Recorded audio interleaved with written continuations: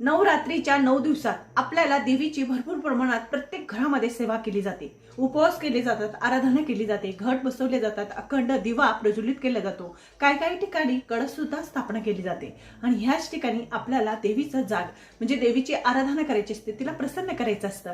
त्यामुळे आज मी तुम्हाला सांगणार आहे, जर तुमच्या घरामध्ये घट बसलेला असेल किंवा नसेल सुद्धा, तुम्ही अखंड दिवा लावलेला असेल किंवा नसेल पण, तर आपल्याला काय करायचं, आपल्या कुलदेवीला प्रसन्न करण्यासाठी आपल्याला हा एक मंत्र 21 वेळेस म्हणायचा आहे।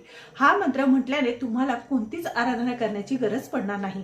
खूप प्रभावशाली मंत्र आहे। आपल्या संपूर्ण म्हणजे जे आपण देवीची सेवा करतो, आराधना करतो, या मंत्रामध्ये संपूर्ण आपल्या 9 देवीचे स्वरूप म्हणजे संपूर्ण स्वरूप जे आहे मंत्र आहे ह्या एका मंत्रामध्ये आहेत।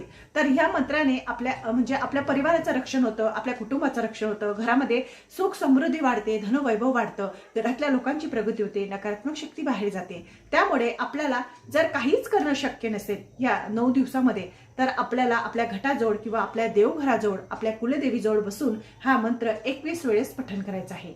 आता तो मंत्र घरातली जर कर्ती स्त्री असेल तर तिने केला तर अतिशय उत्तम, कारण की घरातली जी कर्ती स्त्री असते ती लक्ष्मी असते आणि लक्ष्मीने जर हा मंत्र केला तर तिचा परिवार सुखी राहतो, घरामध्ये भरभराटी होते आणि घरातल्या लोकांचं आरोग्य चांगलं असतं।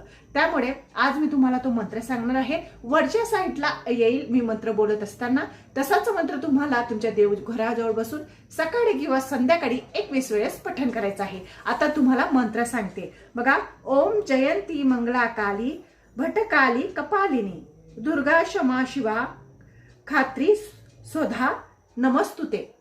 हा मंत्र वरच्या साईडला आहे। हाच मंत्र आपल्याला 21 वेळेस आपल्या देवी मातेजवळ बसून आराधना करायची आहे। भले तुम्ही दुर्गा शक्ती पाठ केला नसेल तरी चालेल किंवा दुसरं काही तुमच्याने जमत नसेल तरी चालेल, पण हा मंत्र जर तुम्ही 21 दिवसापर्यंत पठण केला तर निश्चितच तुमच्या मनातली कामना तर पूर्ण होईल, पण लक्ष्मी माता प्रसन्न होऊन तुमच्या मनातल्या सगळ्या कामना पूर्ण करेल, कारण की मनोभावेने आणि श्रद्धेने केलेली कुठलीही गोष्ट देवापर्यंत पोहोचत असते।